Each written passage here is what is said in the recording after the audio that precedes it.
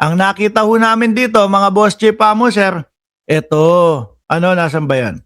Eto, plunder at bribery. No, kaya pala yung nakita ko, may mga ibang vlogger nagpo-post, ang sinasabi nila, meron daw makakasuhan ng plunder at bribery. No? Tinitingnan ko naman ho, mga kababayan, kung sino, baka si Cheese na yan, baka si Boss Jewel, or baka si, etong si Jinggoy, hindi naman daw ho.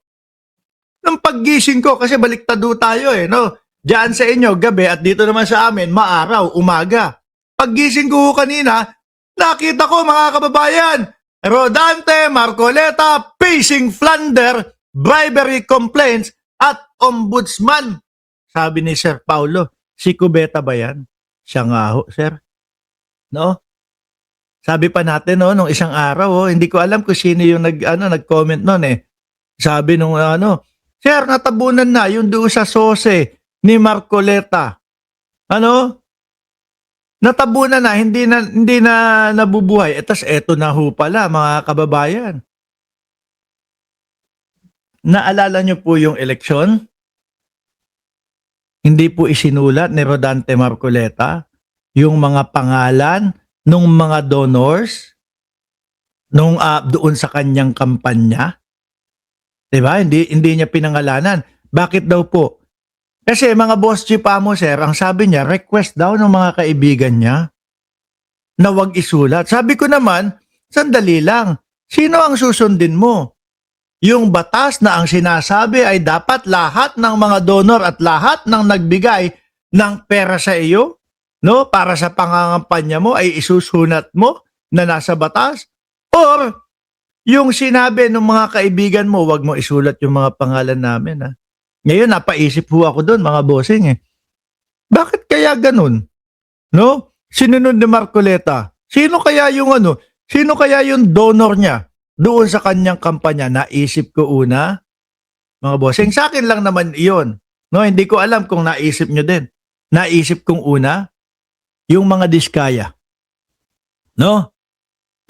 Yung mga diskaya ang una kong naisip Bakit to, mga kababayan? Kasi baka yun yung donor ni Marcoleta doon sa kanyang kampanya. No, kaya todo ang pagtatanggol niya.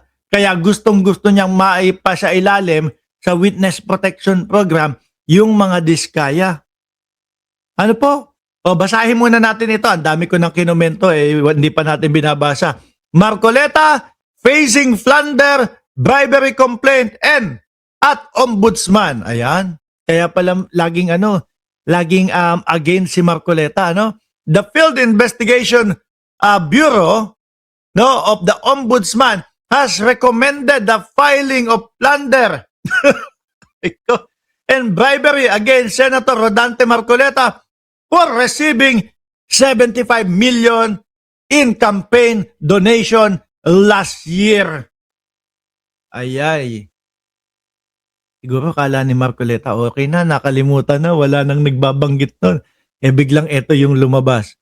In its complaint affidavit signed on May 18, exclusively obtained by GMA News, the investigators wants Marcoleta to be indicted for plunder alongside former Quezon City 2nd District Representative Mike Defensor. Putik na yan, pati si Defensor. May kaso yung asawa. Tapos ito naman si Defensor. Aray ko po. And two others who donated to Marcoleta. No? Kaya pala lagi sila magkasama din. The undersigned investigator respectfully pray that the following respondent, Rodante Dizon Marcoleta and private individual, Michael Tan Defensor, Joseph Barrias Espiritu, and Aristotel Baluyot Biray, be indicted for plunder and defined and penalized under Republic Act number 7080 for violation of Presidential Decree number 46 and complaint. Ngayon, plunder, tingin ko lagpas 6 na taon yan, mga kababayan. Ano po, kung sakali man na may kumagat at magkaso ng plunder kay Marcoleta, tingin ko lagpas 6 na taon po ang kulong niyan. Ano po ang sabi, mga bossing? Kapag daw ho, lagpas ng 6 na taon, yung kaso ng isang senador, mga kababayan, ay pwedeng arestuhin sa loob ng Senado. Sasama na daw po sa akin si Jenny Ramos. Pakisama na rin si Tandang Chavit Singso. Okay, sorry. Di ho ba? Sabi ni I am Batman, no bail yan! Naku po, etong mga kapag kaganito, lalo na nalaman nila no bail. Alam nyo na po ang mga sasabihin niyan. Although nakikita na po natin, mga kababayan, yung mga, mismo si Marcoleta ang umamin. Di ba? Akala niya nakaisa siya dahil po madalas po ang magpaliwanag itong si Rodante Marcoleta. Doon po sa doon po sa Net 25. Di ba may kaututang dila siya, dalawa doon. Yung kautuan niya, yung dalawa. Sen, ganito, hindi nyo daw isinulat doon sa sose ninyo. Ganun sila doon. Tapos si Rodante, magsasalita, sasagot. Ganito kayan, Jen. Kasi request ng mga kaibigan ko na ganito, ganyan, na wag isulat yung pangalan nila. Aray ko po. Pero kung 6 na taon po pataas ang parusa dito, mga bossing, pihado po. Kung sasama ng maayos si Rodante Marcoleta kapag ka natuloy ito. Kapag ka nakasuhan at pinapaaresto. Kung sasama ng maayos, ibig sabihin, atapang-atao siya kagaya ni Senadora Leila de Lima, dating Senadora Leila de Lima, na ngayon po ay congresswoman. Ibig sabihin, kung sasama din siya ng maayos, pag inaresto siya doon sa loob ng Senado, atapang-atao siya gaya ni Sunny Trillanes. Pero kung mag-aala Bato de la Rosa, umpisahan niya na. Kung nasaan si Bato de la Rosa, Marcoleta, tanungin mo na, Tanungin mo na. Sen, Bato! Napatawag kayo. Nasaan ka ba ngayon? Dito, bundok ng Davao. Sabihin mo, sasama ka na. Sabihin mo, Rodante Marcoleta, sasama ka na. Baka sabihin na naman ng mga ibang mga DDS, naku, iniisa-isa na yung 13 senador, na bumoto kay Cayetano. Hindi ho, matagal na ho ito. May 3 buwan na ho ata ito, mga kababayan. At ultimo ho tayo, nagtatanong, ano na ba ang nangyari doon sa sose ni Marcoleta? Di ba? Sabi ni Alonly TV, pag ako naging senador, libre lahat. Naku, ayuda lahat sa iyo. Kawawa naman yung pondo natin. Kawawa naman yung yung mga nagtatrabaho at yung mga nagbabayad ng buwis, di ba? Dapat patas-patas lang. The recommendation stemmed from a previous case last year at the Commission on Election where Marcoleta was investigated for a non-disclosure of the donation in his statement of contribution and expenditure.